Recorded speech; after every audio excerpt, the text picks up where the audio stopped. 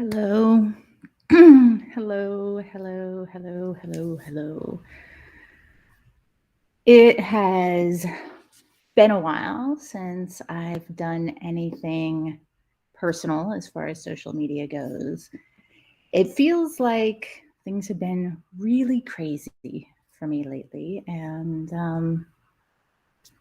But I have this project that I'm working on that has been helping me get through what I'm going through right now. And today I wanted to share it with y'all and tell you a little bit about what I'm doing and hopefully um,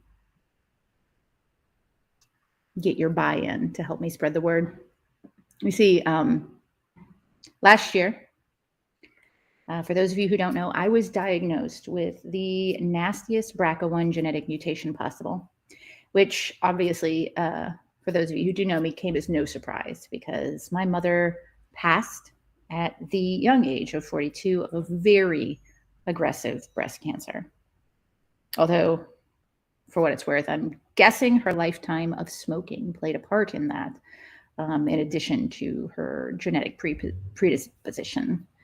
The bigger surprise was that no one recommended the genetic testing to me prior to last year, despite my fibrocystic breasts and family history. And anyway, it was pretty shocking, as you might guess.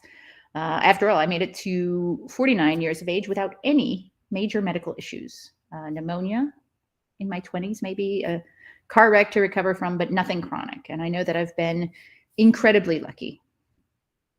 I made jokes about the diagnosis and the fact that that surgeries were recommended, that finally I was never going to have to worry about getting pregnant ever again.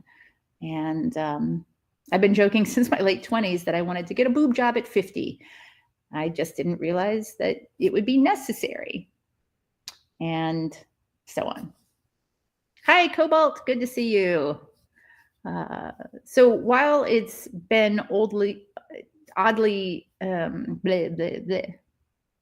while it's been only mildly traumatizing for me so far, there's been a lot of mental and physical effort put into all of this. And frankly, I was woefully unprepared.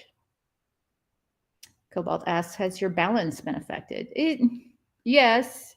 I mean, I was prepared for it to be. But like anything else, when you don't know what you're about to go through, you don't know how it's going to affect you, right? And when my surgeons asked, do you have any questions? I was so overloaded and underknowledged that I didn't really. I couldn't even begin to understand where to start, which is unusual for me in most situations. Looking back, I was probably in shock, right? I'm so incredibly lucky that I was referred to a top-notch, amazing surgical team. I could not have asked for better. World-class quality all the way around, all women, all top of their game. And one of them, my plastic surgeon, specifically asked me to focus also on health, diet, and supplementation to make everything go more smoothly, which honestly I think is woefully lacking in American medicine. Hello, Sabyasachi. Hi, crazy dog lover. I'm also so vitally lucky to have a loving and supportive personal system. My partner and my close circle have been nothing short of spectacular, right? Before my hysterectomy in December, they even put together this like amazing, beautiful, touching ritual to release my bits into the universe in exchange for, good health and love and better sex for us all. I am so, so, so very lucky.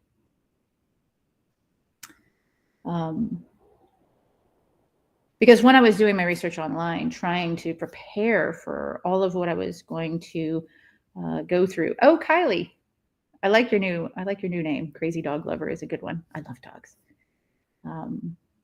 When I was doing my research online, trying to prep for all of what I was going to go through, I found it incredibly difficult. Usually my Google Foo search is strong and I can find what I need quickly and easily. And it wasn't so much in this case. The support groups that I found, a lot of them were full of people having difficult times and challenges or feeling awful about their decisions and complaining and having really bad experiences and so on. And I found some psychological studies that showed that women who get mastectomies, for whether for cancer or to prevent cancer or other issues, actually report lower self-quality of life by 10 points. Like going through a mastectomy in order to save your life reduced their quality of life by 10 points. And that was something to see. And so I said, not if I can help it. Hi, Jim. Good to have you.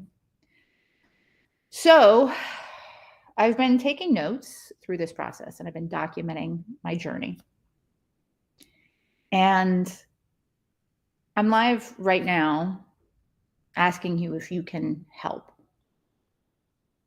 You see, I'm asking people on my personal Facebook page. I'm asking people on my business Facebook pages. I'm asking people on my YouTubes for tips, experiences, stories, positive journeys through mastectomies, inspiration, and more. Because through this process, as I've been journaling and taking notes and putting questions into place and so on and so forth, I'd like to make this into something I can make available to others in these support groups and elsewhere as a help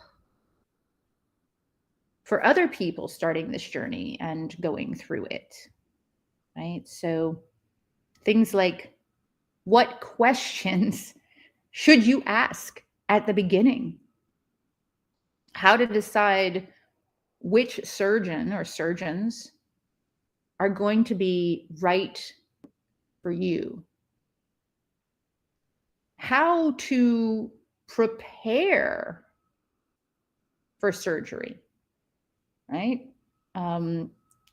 Gathered tips and ideas that you can take to your medical professional or professionals and ask their opinions on things. Like I said, my plastic surgeon gave me a list of supplements and told me to start with the supplementation a month before I started surgery and not to end them until a month after my final surgery, which I haven't even had yet. Tips for setting up your home and your life for after surgery and recovery. What the healing process is like what are you going to go through? How is it going to feel? There are times when I feel normal, and yet I know that when I work, there will come a point in the day, much earlier than usual, where my brain will just shut off and say, okay, no more brain. It is time to heal. And I won't be able to really process or get anything else done in that day. And this is, of course, challenging for me as a business person, right? So mental hurdles and challenges, including some, guided meditations hypnosis scripts, focusing in on positive body reinforcement. I mean, there's a lot that you go through when you're having entire organs removed, or you're having your breasts taken off, essentially taken out and lined and reconstructed, or if you're going with the flat, right, aesthetic flat closure.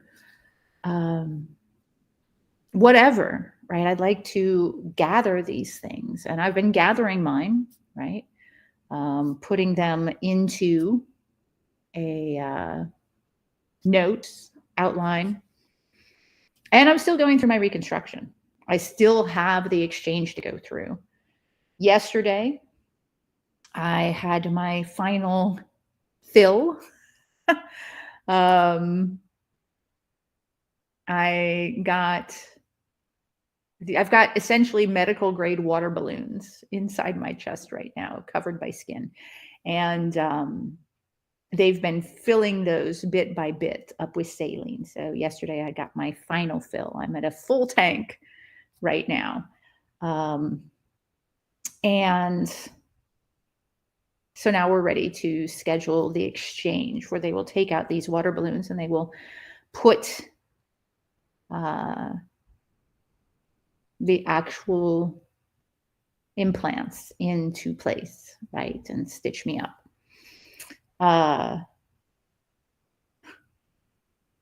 Sabyasachi said, I'd ask, like, what are the challenges in dealing with everyday activities like bathing and sleeping, etc.? Exactly. So, things like, after your surgery, you're going to want to sit up. You're going to want to have something under your knees, right?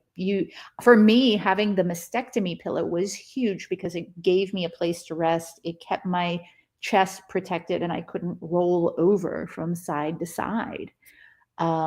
Having a table next to my bed that was bed height and that I did not have to try to reach behind me to get. It was right kind of in front of me. Things like that. I couldn't wash my own hair. I still have not washed my own hair since the procedure. I think I'm actually going to try that maybe this evening. But up to this point, my partner has been washing my hair. And for a while, we actually had a stool in the shower, a plastic stool in the shower, so that I could sit down and my hair could be washed, because it was a challenge to stand up. And I wasn't allowed to take a bath because that is not good for, surgical type stuff. So yeah, there's so much, things like eating and drinking and,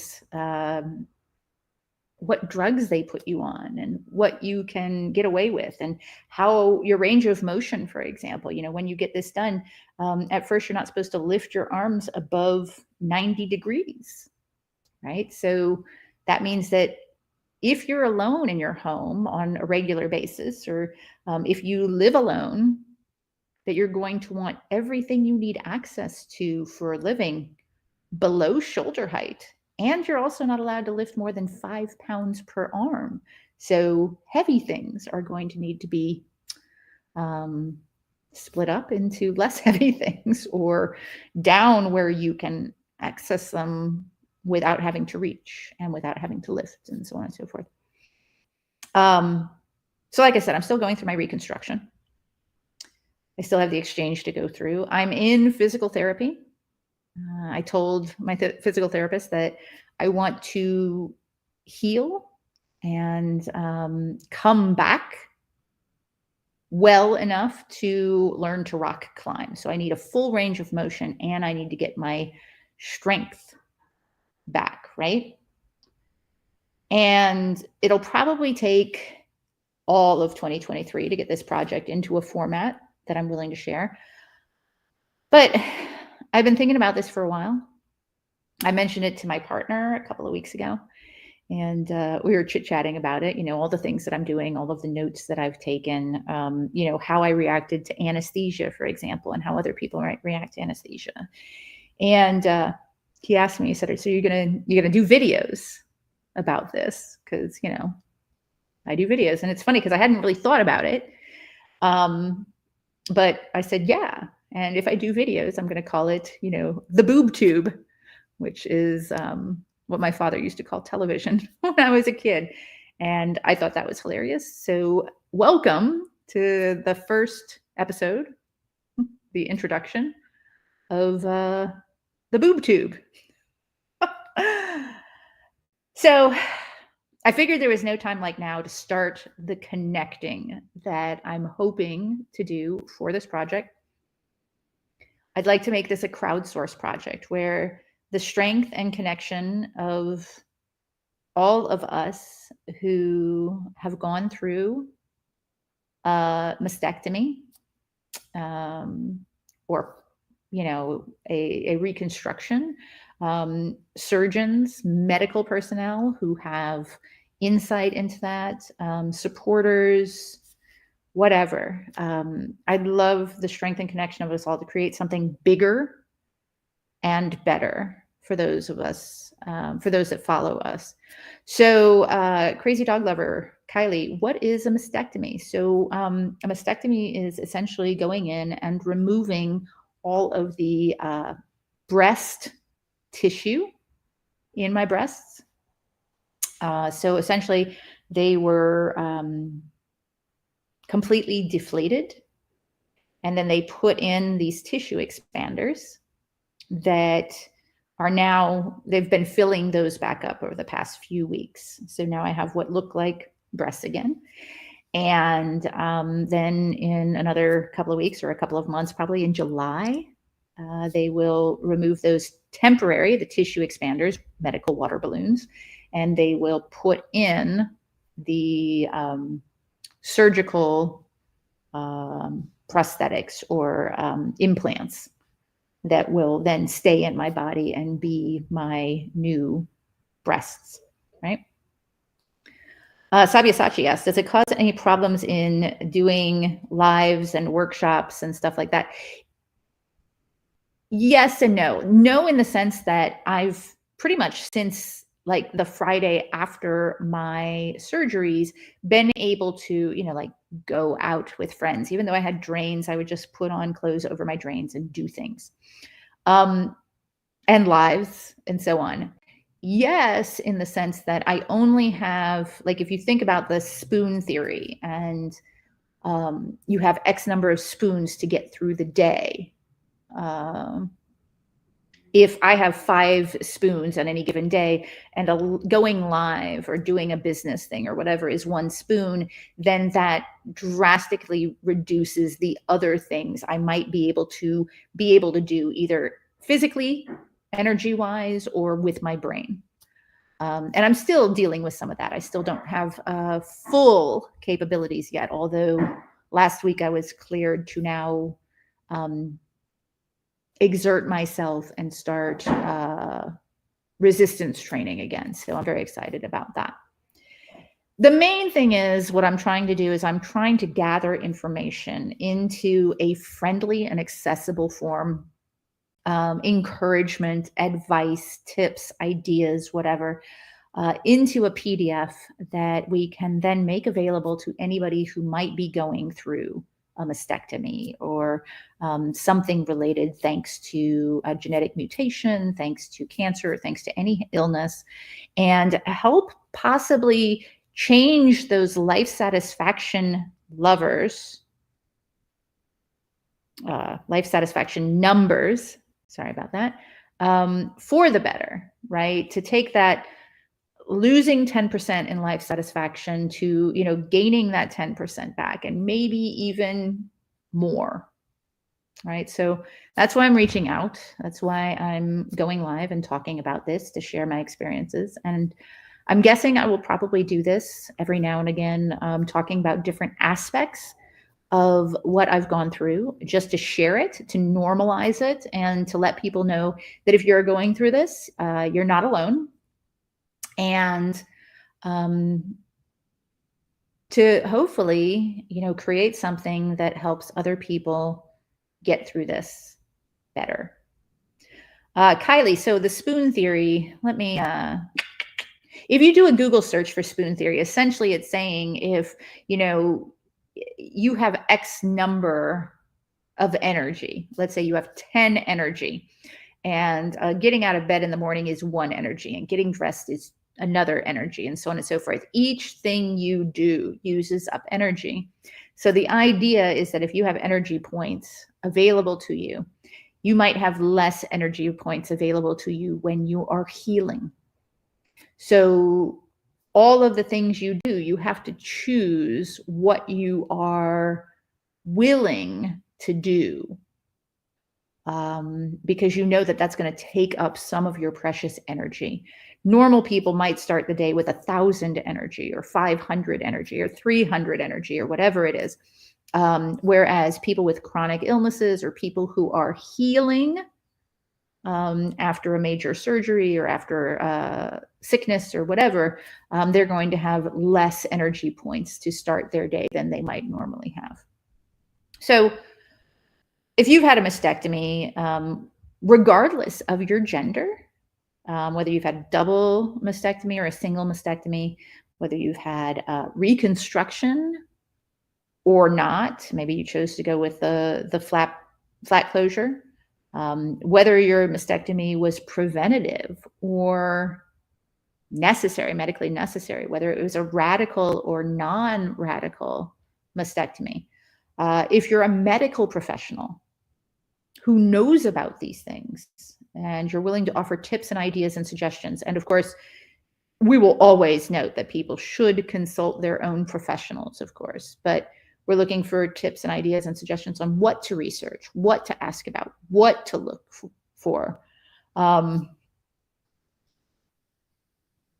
If you have suggestions on ideas on recovering from surgery, if you think that you can help in any way to spread the word, if you'd like to show support for people who make this choice or who have to have a piece of their physical selves removed in this way to live a better, more fulfilling, longer future life, or if you're just the type of person who's supportive and you're willing to boost this to others who may be one of those people, please like this, share this, promote this. I would really love to get stories and tips and ideas from people everywhere to put this together and to share it with others, to make this easier on the people who do come after me.